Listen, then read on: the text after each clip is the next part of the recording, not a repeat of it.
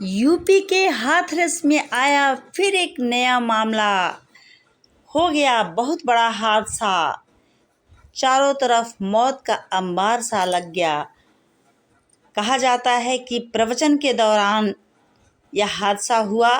आखिर वह बाबा कौन था जिसने प्रवचन करता नहीं बल्कि मौत का फरिश्ता बनकर आया था।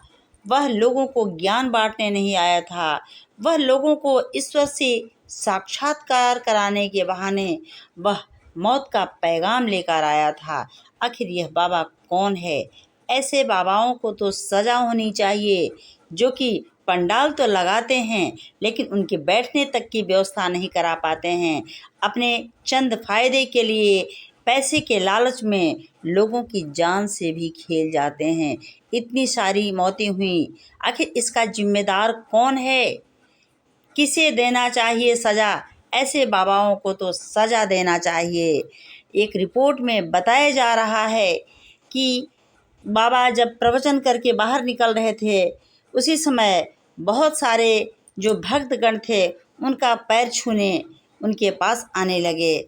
बस उसी समय पैर छूने के चक्कर में, उनके पास आने के चक्कर में लोग एक के ऊपर एक लदाने लगे और उनका दम घुटने के कारण उनकी मौत हो गई।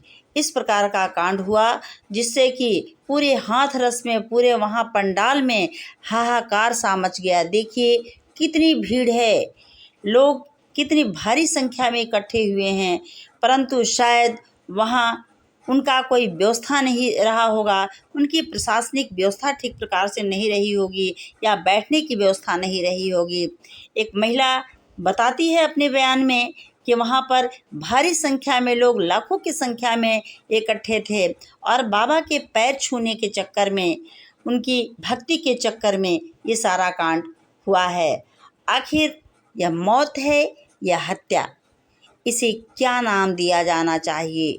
यह मौत नहीं बल्कि मेरा मानना है कि यह हत्या है, क्योंकि इतने सारे लोगों को इकट्ठा कर लेना और उनके लिए सही उचित व्यवस्था न देना, यह क्या है जिसके वजह से लोगों की जानें गईं। लाखों लाखों लोग की भीड़ इकट्ठी हुई थी और वहाँ पर सिर्फ उनके पैर छूने के चक्कर में इस प्रकार का कांड हुआ। यदि भीड़ इकट्ठा करते हैं तो उनको बैठने की, उनको वहाँ रहने की पूरी सुरक्षा की व्यवस्था भी देना चाहिए। और इसके बाद बाबा वहाँ से फरार हो जाते हैं। जब इस प्रकार का कांड होता है तो बाबा वहाँ से फरार हो जाते हैं। बहुत सारे पुलिसकर्मी इसकी छानबीन कर रहे होते हैं, लाशों को उठा रहे होते हैं। यहाँ देखिए किस प्रकार से महिला चीख रही है, चिल्ला रही है, लाशों को पहचानने में भी कठिनाई हो रही है।